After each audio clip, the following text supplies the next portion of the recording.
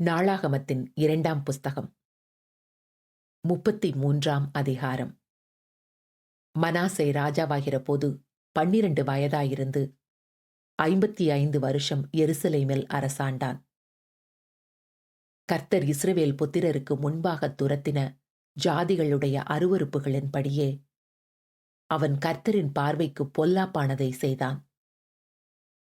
அவன் தன் தகப்பனாகிய எசேக்கியா தகர்த்து போட்ட மேடைகளை திரும்பவும் கட்டி பாகால்களுக்கு பலிபீடங்களை எடுப்பித்து விக்கிரகத் தோப்புகளை உண்டாக்கி வானத்தின் சேனையையெல்லாம் பணிந்து கொண்டு அவைகளை சேவித்து, எருசலேமிலே என் நாமம் என்றென்றைக்கும் விளங்கும் என்று கர்த்தர் சொன்ன தம்முடைய ஆலயத்திலே பலிபீடங்களை கட்டி, கர்த்தருடைய ஆலயத்தின் 2 பிரகாரங்களிலும் வானத்தின் சேனைகளுக்கெல்லாம் பலிபீடங்களை கட்டினான்.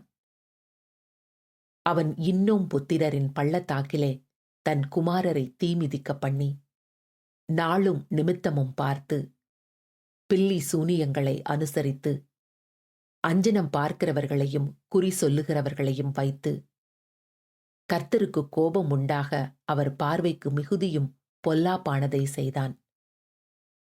அந்த ஆலயத்திலும் இஸ்ரவேல் கோத்திரங்களிலெல்லாம் தான் தெரிந்து கொண்ட எருசலேமிலும் என் நாமத்தை என்றென்றைக்கும் விளங்க பண்ணுவேன் என்றும், நான் மோசேயை கொண்டு இஸ்ரவேலுக்கு கொடுத்த சகல நியாய பிரமாணத்திற்கும் கட்டளைகளுக்கும் நியாயங்களுக்கும் ஒத்தபடியே அவர்களுக்கு நான் கற்பித்தவைகளையெல்லாம் அவர்கள் செய்ய சாவதானமாய் இருந்தார்களேயாகில், நான் இனி அவர்கள் காலை அவர்கள் பிதாக்களுக்கு நிலைப்படுத்தி வைத்த தேசத்திலிருந்து விலக பண்ணுவதில்லை என்றும், தேவன் தாவீதோடும் அவன் குமாரனாகிய சாலமோனோடும் சொல்லியிருந்த தேவனுடைய ஆலயத்தில் தானே அவன் தான் பண்ணுவித்த விக்கிரகமாகிய சிலையை ஸ்தாபித்தான்.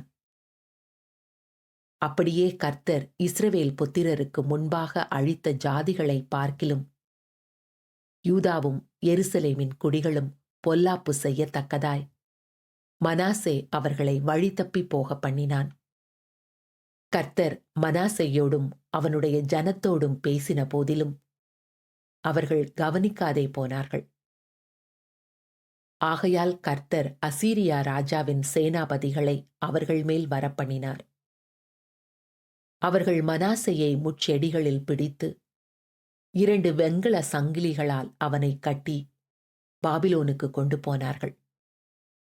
இப்படி அவன் நெருக்கப்படுகையில் தன் தேவனாகிய கர்த்தரை நோக்கி கெஞ்சி, தன் பிதாக்களின் தேவனுக்கு முன்பாக மிகவும் தன்னை தாழ்த்தினான்.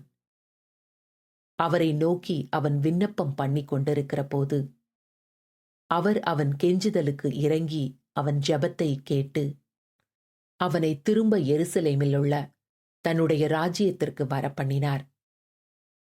கர்த்தரே தேவன் என்று அப்பொழுது மனாசே அறிந்தான்.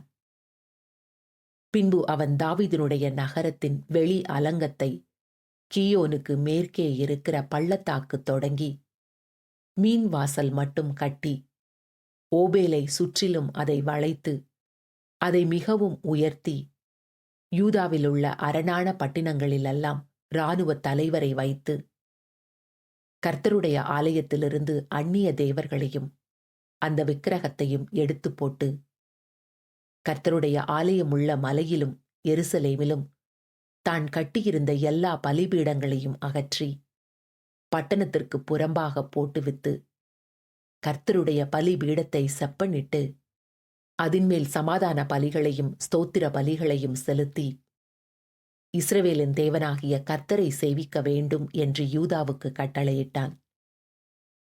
ஆகிலும் ஜனங்கள் இன்னும் மேடைகளில் பலியிட்டு வந்தார்கள். என்றாலும் தங்கள் தேவனாகிய கர்த்தருக்கென்றே அப்படி செய்தார்கள்.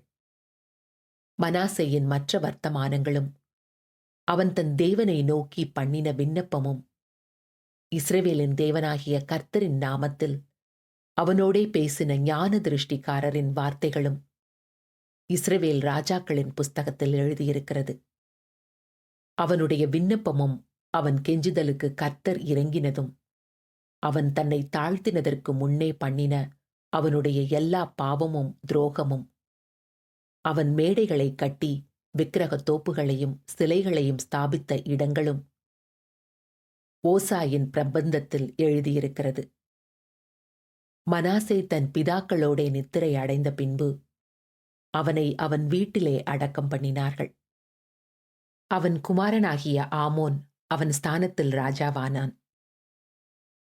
ஆமோன் ராஜாவாகிற போது 22 வயதாயிருந்து 2 வருஷம் எருசலேமில் அரசாண்டான். அவன் தன் தகப்பனாகிய மனாசே செய்தது போல கர்த்தரின் பார்வைக்கு பொல்லாப்பானதை செய்தான். தன் தகப்பனாகிய மனாசே பண்ணுவித்திருந்த விக்கிரகங்களுக்கெல்லாம் ஆமோன் பலியிட்டு அவைகளை செய்வித்தான்.